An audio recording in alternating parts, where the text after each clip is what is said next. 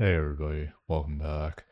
My previous video, the last video I posted, I was ranting about a recent YouTube UI update, and I figured since I made that video, I should rant about why I don't like the UI on the YouTube Studio mobile app. And now that I think about it, I actually don't need to wear these headphones because I'm not going to proof watch this video before I upload it. By the way, you should proof watch your videos before you upload them.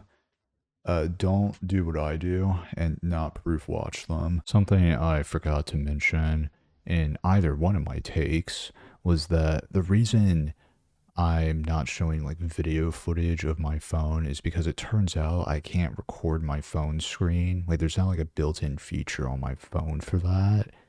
And I don't feel like downloading an app to do that. And I don't feel like taking 50 million photos to show you what I'm talking about because that's a lot of photos and that's a lot of me having to put the photo on the time. It's just a bunch of photos I'd have to put on the timeline, and I don't feel like doing that. And I couldn't put my phone up to the face cam because then, well, you wouldn't actually be able to see my phone screen, and you would just see a reflection of everything else in the room. So that's why I didn't show my phone at all, whether through video footage or just putting it up to the camera. Yeah, it's just, I tried to do something on it today. I tried to go ahead and make a like pre-made live stream for tomorrow night. And what I realized is that you can't do that on the YouTube Studio mobile app. And you can't do it on the regular YouTube mobile app either. You have to go into the YouTube Studio browser. You have to do it on the browser version. And, I just decided to look through it because despite having this app for a while, I don't use it very much. But I decided I would take a slightly deeper look at it. And I realized a few things. Primarily that the UI sucks, but everything just feels so cramped. Like, I understand they have to come up with like a different design since it's on your phone screen and not a like desktop monitor or laptop monitor where you have like more screen space. But everything just feels so crammed and close together. The only like two tabs, because it's like divided into 5 tabs: dashboard, content, analytics, community, and earn. Now,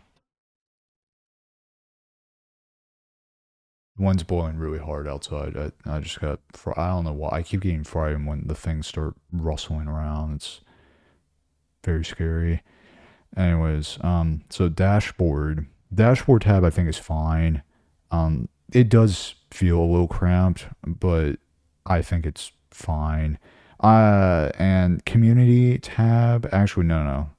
Let me just say I'm going to exclude the earn tab out of this because I don't make money off this, and I'm not YouTube partner or YouTube monetized. I'm not monetized, so literally the only thing it tells me on the earn tab is just like, if you become monetized, you can get this, and here's the requirements for it. So, that's whatever.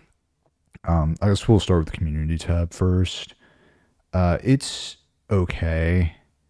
It feels pretty weird. Like, for some reason, like instead of showing like all the comments on here, it's only showing the 3 most recent comments, and then it'll tell me the number of comments I've gotten in the last 28 days and the monthly audience that I've gotten in the last 28 days. Which I just realized I don't know why that statistic is listed on the community page, which when I thought this page was about comments. And then if I hit view all, oh, I'm so wrong. Okay. My bad. No, the community tab is not what I thought it was at all. I thought that was like where the comments would go, but apparently the community tab's main purpose is, I don't know if anybody like knows about this YouTube feature, but there's like this thing called quote unquote like communities. Basically, people like just make posts and it falls like under your channel, and then people can like leave comments on those posts. That's basically what it is. Apparently that's what the tab is for. My community's off. Okay, so I completely misread that. My bad. Now let's I want to dive into the deeper thing, which is probably the longest thing that's going to take to explain, which is the content tab. So basically you got three rows. You've got the videos row, the live row, and then the playlist row. Now, when you're looking at like each individual thing, when you're looking at like each individual thing, it will have like the thumbnail, title, and then underneath that it will have like three bars, which is indicating the view. I don't know why they don't use like the eye symbol like they do on desktop. 'Cause I'm pretty sure on desktop. No, wait, no, sorry. On desktop they just use the word views. My bad. But yeah, no, for some reason the views symbol is like three bars, which I guess probably makes more sense than doing an eyeball, because I think, no, wait, no. If it's a public video, they don't put any. Okay. So I'm getting more confused as I look at this, because you get views and then likes, and for whatever reason dislikes aren't displayed on there. And as far as like whether it's public, unlisted, or private, I guess if it's public they just don't have a symbol displayed for it there. And if it's unlisted, yeah, because there's an unlisted video, it will have the unlisted symbol, and then if it's private it will have the lock symbol. So I guess for public they just decided that there doesn't need to be a symbol for it for whatever reason. And then if you want to like view everything, let's just say for like videos, you have to hit view all, and then you can get like the full list. Although I will say it feels kind of weird that there's like all of the filters are up top. I don't know, it just feels out of place there in my opinion. And then you could do the same thing with the live streams as well. And you hit view all, you get the whole thing. Playlist, you hit view all, and you can do the whole thing. By the way, I discovered something crazy as well. You can't make a new playlist on the YouTube Studio mobile app, and you can't do it on the regular YouTube mobile app. You have to do it on browser, which I find very odd. But yeah, and then let's say you click on a video. I personally don't like the way that this is like displayed. So it will have the thumbnail, the title, the date it was published, then there will be a box telling you the visibility, the restrictions, and the quality. Then the box underneath that, you'll have like the video performance, which it will tell you the ranking by views, impressions, click-through rate, average view duration, and underneath that will be comments. Now, what I find very odd about this page is that it doesn't display the likes and dislikes on here. I find that weird. And I actually thought that before I dug deeper that the YouTube Studio mobile app didn't display dislikes. But it turns out you have to hit the video performance box. Then you have to go to the engagement tab. And then you scroll all the way down, and then you'll see likes versus dislikes. And it only gives you percentages. It'll give you a percentage for the video and then channel average percentage. And I was like, oh. So it's not going to give me the numbers. But then it turns out you have to hit that box. You have to press that box. And then you can see the percentages and the exact number of likes and dislikes. And I think that is extremely unintuitive. Very, very unintuitive indeed. Now, going slightly back to the content tab page, I also kind of don't like, if you hit the pen tool, the pencil tool at the top, then you can like edit the stuff about the video. And I don't like the way this is laid out. It's like in just a bullet point list, kind of, sort of. It's not actual bullet points, but it's just laid out in this list format that I don't think is visually, I don't think it's visually very pleasing. That's just my opinion. And then you can press each individual thing to edit that part of the video. Like you could edit the description, the title, whatever. Right. Now, I guess moving on to the analytics tab. I don't like the analytics tab either. I think it's probably the worst tab. And I think it is the most claustrophobic tab there is on this app. everything is like divided up into like the little boxes, right? Because I mean, basically, because here's the thing. Yeah, because it's kind of sort of, if we go to my caps here, everything is also kind of sort of divided into, well, no, not really. These things are like divided up into boxes. This is divided into a box. This is a box. This, they didn't put an outline around that. They got lines around that. But then on here, everything is divided into a box and it just, it feels weird. And the amount of like sliding I have to do to get around, just, it doesn't, I don't know. It just, it feels cramped. And then it's divided, the analytics is divided into overview, content, audience, and trends. Now, I don't care about the trends tab. I don't look at that. And then it's the same thing on all the other tabs within the analytics tab. It's scroll, scroll, scroll, left, right, up, down to try to get to the thing that you're looking for.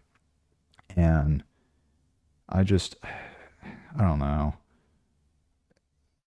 It's, I just, it feels so claustrophobic. It's like I'm stuck in a tiny closet trying to like move boxes around to find the thing that I need. That's what this UI feels like. And I personally just don't like it. And then the filters too, because they have to put the filters on there. They're even like smaller than everything else. And then you go to audience, and then it's basically the same thing: left, right, up, down, up, down. You gotta click on the box to get more statistics because all the screen space is already being used up. I don't know. I feel like there's just a better way that they could have come up with doing this, in my opinion. And also, as far as more like missing features, there's a missing feature out of the analytics tab on YouTube Studio mobile app, and that is the live sub count. Now, um, so YouTube Studio mobile app does not have live sub count. You can go to the analytics tab and then under overview, scroll all the way to the right at the top, you can hit the subscribers and then you can see, oh, on October 14th, I got 2 subscribers, but you can't see, like, you don't get this. You don't get this. You get this. This is what they have on the app. They don't have this. And then a big thing that the app doesn't have is that the mobile app does not have is it does not have advanced mode, which I don't understand why that's not on there. But yeah, advanced mode, unfortunately, I've been looking at it. I really shouldn't be looking at the analytics, to be perfectly honest, but I do. Recently, what I've been using the advanced mode for is seeing what videos people are clicking the subscribe button on. So like right here, somebody clicked the subscribe button on September 27th, 2025 on every boss fight in Zelda: Link to the Past. One right here on every boss fight in Zelda: Link's Awakening DX Game Boy Color. And then another one right here on October 13th of The Gate Was Shut Closed in My Face Again.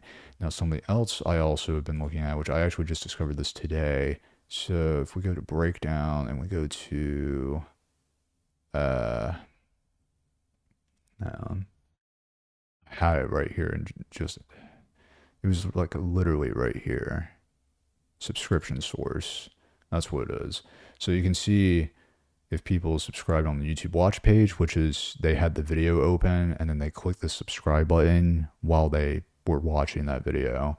And then your YouTube channel and then whatever other is, subscription before September 18th, 2017. This category was called channel/other included sources that are now included in their own categories. So I really have no idea what other is. Now, other YouTube watch page, which we already identified which videos those were, but I had 2 subscriptions on October 14th that were people had subscribed while they had my channel open. And now, besides the fact that I just got sidetracked talking about my analytics, advanced mode is not on the YouTube Studio mobile app for some odd reason. I don't know why. It doesn't really make sense to me that it's not on here. Also, moving on from the analytics, because I think I've discussed everything about the analytics page that there is, the customization page is nowhere on here on the app. It turns out that you cannot edit your channel name, your tag, handle, channel description. You can't, the channel banner too, I just forgot about that. The home tab as well. You cannot edit any of that in the YouTube Studio mobile app. Now, something else as well, however, hang on before I get sidetracked. This stuff right here, all this stuff you can edit if you open up the regular YouTube app, except for the email thing. I don't think you can do the links thing on the regular YouTube app. But the channel description, the handle, the channel name, the profile picture, and I think the channel banner you can also change on regular YouTube app. Let me double check that though. Yeah, you can. So yeah, that's just really strange to me that these like basic management features are not on the YouTube Studio mobile app. I don't know what the reason is. I'm assuming it's not a valid reason. And then I found the fact that the only way you can edit the home tab is on the browser version of YouTube Studio to be odd. I found that odd because you can't do that on the regular YouTube mobile app either. There's no settings for it, which I thought was really weird.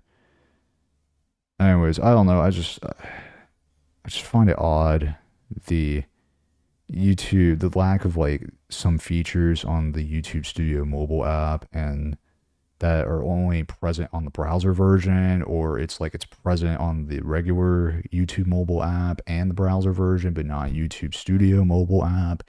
It's just weird, in my opinion. It doesn't make sense, really, is what I'm getting at. It doesn't make any sense. There was something I forgot to mention in my first take, unfortunately.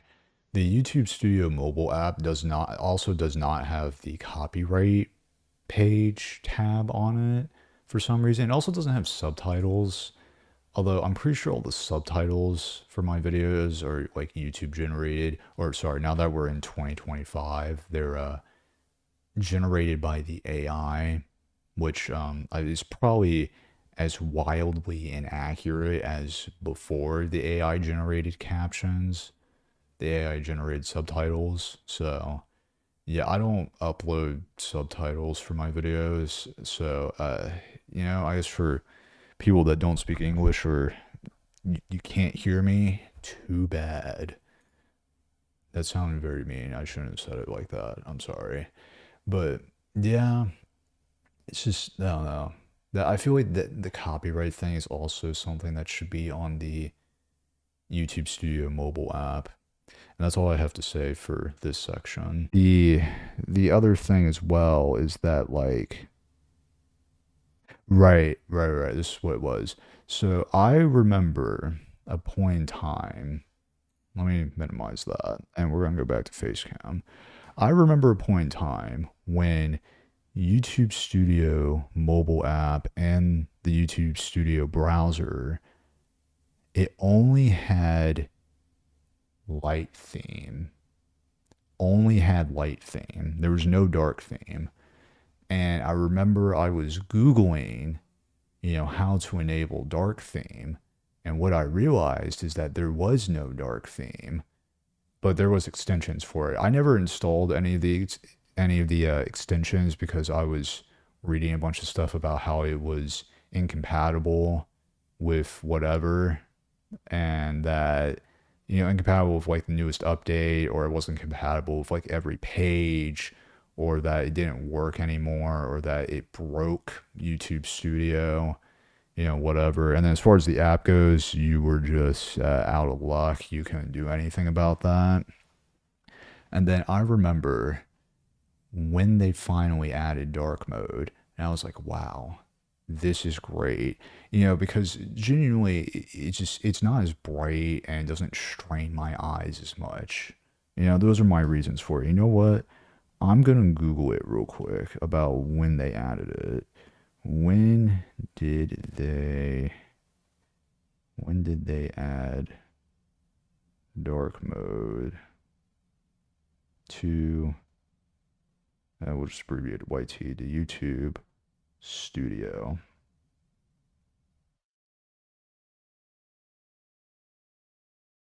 Dark mode was added to the YouTube Studio app in July 2020 and the web version of YouTube Studio on August 11th, 2021. That doesn't sound right because I made my channel in 2021 and that was not a thing. That's also from the AI overview, which, you know, I guess I shouldn't be trusting that in the first place, right? Right. Now, what the frick am I? Okay. Now, there's a Reddit post from 4 years ago saying that dark mode is finally here for YouTube Studio. 4 years ago would be 2024, 2023, 2022, 20. Okay, I guess maybe they did add it in 2021. But that is just, I don't know, that just blows my mind. They should have added dark mode like at least 10 years ago. You know, they shouldn't have waited because YouTube was like made in like it was made in like 2005, but I don't think it went public. No, it went public in 2005, and then I think like 2004 it was like not public, and I think it was also operating in 2003, but it wasn't public. And then 2005 it was operating and was public at that point. Yeah, I don't know. They should have added dark mode sooner. They should not have waited so long to add that. It's genuinely mind-boggling that that wasn't a thing that they added until 2021. But yeah, that's you know what? Actually, no. I'm going to mention one more thing. I know this is slightly off topic. No, wait, no. No, I already talked about the thing about the shorts automatically playing when you open the YouTube mobile app. I already talked about that in the last video. So, yeah, that's my rant about the mobile YouTube Studio app UI. And that's about it. See ya and bye bye.